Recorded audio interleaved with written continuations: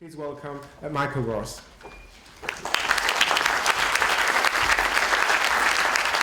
Thank you. Thank you very much. I'm going to spend the next 15 minutes or so talking about what I call the Amazon way.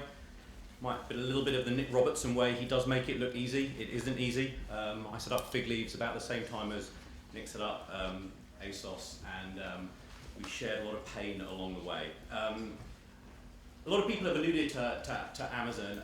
Amazon is $61 billion turnover. It really is the 400-pound gorilla of the online retail space. And if you take all of their marketplace as well, where they only count commission as statutory revenue, about $100 billion is passing through the Amazon shopping basket. Now, they've done lots and lots of things for me that are transformative to the whole e-commerce world, but at their core, they have reinvented how do you manage a retail business. The Amazon way is a reference to the Toyota way. The Toyota way was a book written probably 30, 40 years ago about how Toyota reinvented manufacturing, Kaizen, lean manufacturing, Toyota production system. My understanding and my view on Amazon is that they've learned more from Toyota than they have from Tesco. They have really rethought what it is to operate a retail business, which is very interesting. So what I'm going to talk about is what is management, how do you manage an online business, why is it different to physical retail, and what can we learn from Amazon? For me, management has four components to it. You plan, you set a destination in terms of revenue and time of where you're going, you act, you do stuff, you measure, you instrument your business to understand what's happened, and then you review and you make it better. It's a cycle. It's, at this point, so far, hopefully uncontroversial. When you talk about physical retail, there are lots of very successful physical retailers in the world. Goes without saying, I haven't quite got the data, but businesses like Marks and Spencer's, who've been around for 150 years, they've made a profit in every single year of their existence, which is quite extraordinary. Nordstrom, one of the world's great retailers, this for many, many years was the Nordstrom employee handbook. It has 75 words, it has one rule. It says use good judgment in all situations. There will be no other rules. And it's interesting that this is possible in physical retail. In physical retail, most of the managers have done the job that they're managing, number one. Number two, retail is very comparable. The nature of physical retail, where you have the same thing going on in lots and lots of locations, I mean, you can compare over time, across location, across peers. It's very easy to kind of work out what's going on in retail. As retailers say to me, Michael, I've got 100 stores, I look at my like-for-likes, if all my stores are up 5% except for one, I don't need a PhD in maths to tell you there's a problem in that store. And you know what, I can go there, and I can probably diagnose in 30 seconds what's going on. So retail, lots of success, lots of experience, very easily comparable. Online, we will see, is a little bit different. How do you plan? Well, this is a quote from Bezos, and a lot of what I talk about Bezos, he writes letters to shareholders every year, puts lots of clues in the public domain about how they think. And Amazon plan at a forensic level. An example in physical retail for Zara. Zara have opened a store a day on average for the last 4 years. Hard to execute, but very easy to conceive. You grow in physical retail broadly by opening new stores. For Amazon, they start with customers and they are building, as we'll get onto, kind of input-driven targets across marketing, across products, across customers. And that for me is really the key of online, is how to understand growth in terms of what your customers are doing, in terms of what you're doing in terms of new products and existing categories and new geographies, and then marketing. Challenge online is to join all this stuff together. And most online businesses that have gone wrong, and I know I've been involved in a number of them, they grow because they set an unrealistic expectation. It's very, very easy. I preside over a small underwear mountain in North Finchley, the envy of many local climbing clubs. And it was very easy to do. You had a board who said we've got to grow 50% next year, and you get your growth rate slightly wrong, you end up with too much inventory, you end up with horrible markdowns, the world can unravel very, very quickly. And for me, the real key to understand online businesses is to understand growth in terms of customer acquisition and retention. The nature of the way that online businesses grow, it's a churn dynamic. You don't understand your customer churn, you don't understand how you can drive more revenue from your loyal customers, again, you'll make very, very bad decisions. And it's interesting, this is a growth dynamic that's very familiar to anyone who's got a subscription business. It's actually the growth dynamic of fast-moving consumer goods, but it's typically a very, very unfamiliar growth pattern for physical retailers. As we get into ACT, physical retail, the nature of it is you make big bets. Happens in physical retailers, they get their locations, they hire staff, and thereafter, the dynamic, the day-to-day dynamic of physical retail is relatively straightforward in principle. What is fascinating when you read about Amazon and people who run e-commerce businesses is these look much more like manufacturing processes. Lots of micro processes that all interconnect to build an e-commerce businesses, whether it's about product publishing, whether it's about managing email, shipping orders, merchandising the website, managing paid search on Google. These are very different disciplines to traditional retail. They're not observable, they're buried, lots of them are interconnected. And the Bezos approach has been very much inspired by lean production. They think about lots of processes, and a great example, customer contacts per unit. How many emails, customer service contacts do you get for every unit you ship? I mean, there are very few retailers in the world that I find even track this, and the fact that Amazon, they track it, they've reduced it for 12 years, it's a testament to the kind of discipline of their action. And for me, in the online world, what dawns on me is just how much stuff there is to do.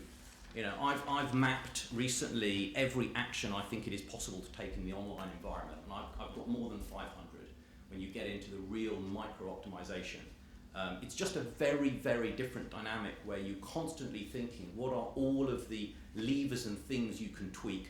Because as Nick said, extracting little bits of margin, not spending money on marketing that's wasted, driving customer retention, taking money out of the supply chain is really critical to survival and making money. The next thing is measurement and data and metrics. And in physical retail, the reality is that outcomes tell the story. You can look at your stock turn, your sell-through, your like-for-like, and any retailer could very quickly, on the back of a fact packet, tell you whether business is good, bad, or ugly. You can't do that online. You can look at conversion rate, and it gives you the illusion of information. Conversion rate is the world's least important metric. And in fact, Bezos is one of the few CEOs who doesn't talk about it, doesn't care about conversion rate, because in the Amazon world, you can cry about it, you can't do anything about it. In the Amazon world, they talk about controllable inputs. And this is really right in the core of Amazon's DNA. This is a letter from 2010 where he basically said, we care about making money, but we focus our energy on controllable inputs. For Amazon, a controllable input are things like our availability. Are we in stock of products? But Amazon go further than that. I remember at Fig Leaves, we measured lots and lots of things, but unfortunately, it turned out we measured all the wrong things. I hired someone from Amazon who came in, and remember one day I said we're 93% available. And he said, no, Michael. 93% of your SKUs are available, but are you available of the products that customers are looking at? What is your availability weighted by page view? Because it doesn't matter if you've got product if customers aren't looking at it. Well, after 5 years of running Fig Leaves, it immediately became obvious that we'd been looking at all the wrong stuff. And when we looked at our availability weighted by page view, it was 70%. We were systematically going out of stock of our highest viewed products. Controllable inputs are absolutely critical to understand what is going on in the business. And in online retail, where your world is not comparable, you don't have another store to compare to. You have to instrument the business in a very, very different way. So what are some of the types of controllable inputs? And these are very sort of Amazon-esque. I won't go through all of them, but operations. Amazon's probably single number one metric is shipment or delivery on promise. Are we delivering to customers when we said we would?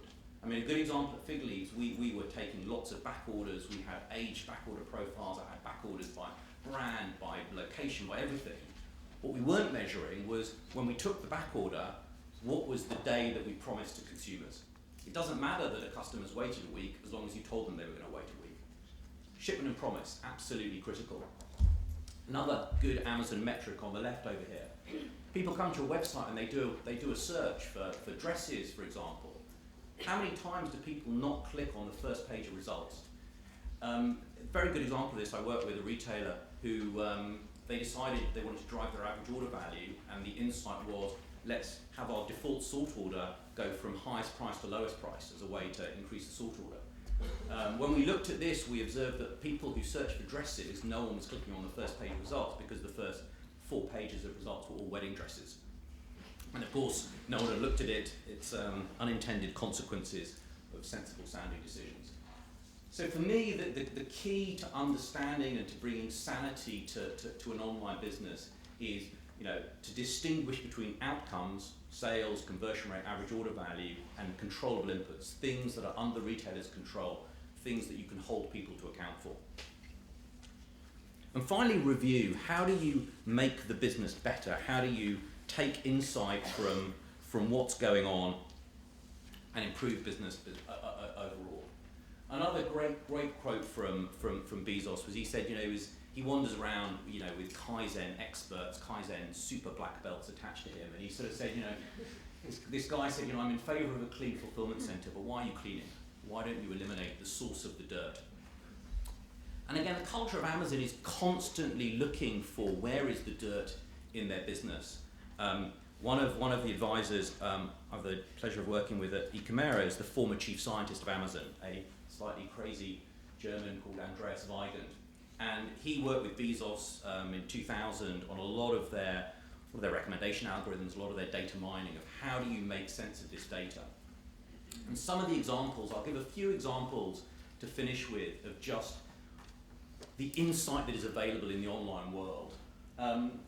Top left is Gems. One of the retailers we worked with was a beauty retailer selling replenishable goods. One of the things we looked at was, here's a business, you've sold 1,000 units of this product. There are 2 scenarios. One is 1,000 individuals have each bought the product once and never bought it again, in which case it would be a dog. The other extreme, 100 people have all bought that same product 10 times and it's a hidden gem. That is, in theory, a relatively trivial in an environment where you know every transaction from every customer and every click on every product. These things are soluble. You can find hidden gems within your business. Top right is a bed. Early story from John Lewis is that they were looking at purchasing cycles, and they observed that people who came into the John Lewis website to buy television often just bought a television. But people who came in to buy beds with their first purchase also bought duvets, pillows, mattresses, and televisions, because obviously they were redoing a house or a room. So they decided to price beds at relatively low gross margins as a customer acquisition vehicle. It was a huge part of their early success. A Skybox, when Murdoch Jr. took over Sky, they had 16 quarters of zero growth. The business was not in great shape. Brought in some people to do some analysis, and what they observed was they had very high churn, and they had increasing number of contacts to the call center, and what their response was more and more promotions and bigger call centers. Someone worked out the issue was box quality. They had failed to invest in their boxes, and this was a big cause of the issue. So they took a lot of the money they were investing in other places, put it into boxes, churn went down, customer contacts went down. Again, you need to be very data savvy and joined up to be able to make those sort of decisions.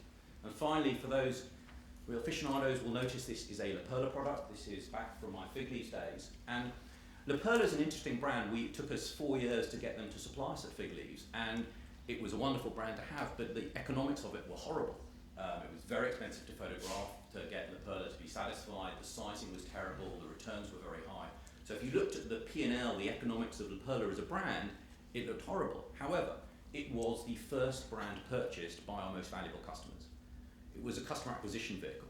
So you think about it as a product, you think one thing, you think about it as a customer acquisition vehicle, you make a completely different decision. Interestingly, after I left Fig Leaves in 2006, we hired some team from Tesco came in, and they applied the tried and tested principles of sort of jam merchandising to multi-brand long-tail lingerie, ranked suppliers by profitability and got rid of the least profitable, including La Perla.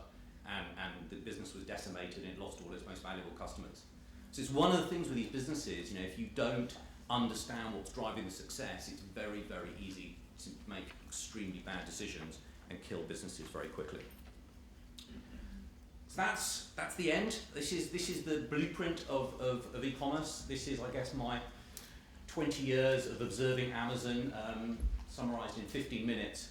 But I think for me, there are so many things you have to get right, and at the core, the people who make it look easy have actually managed to navigate how to do all of these things at scale at very high quality. Thank you very much.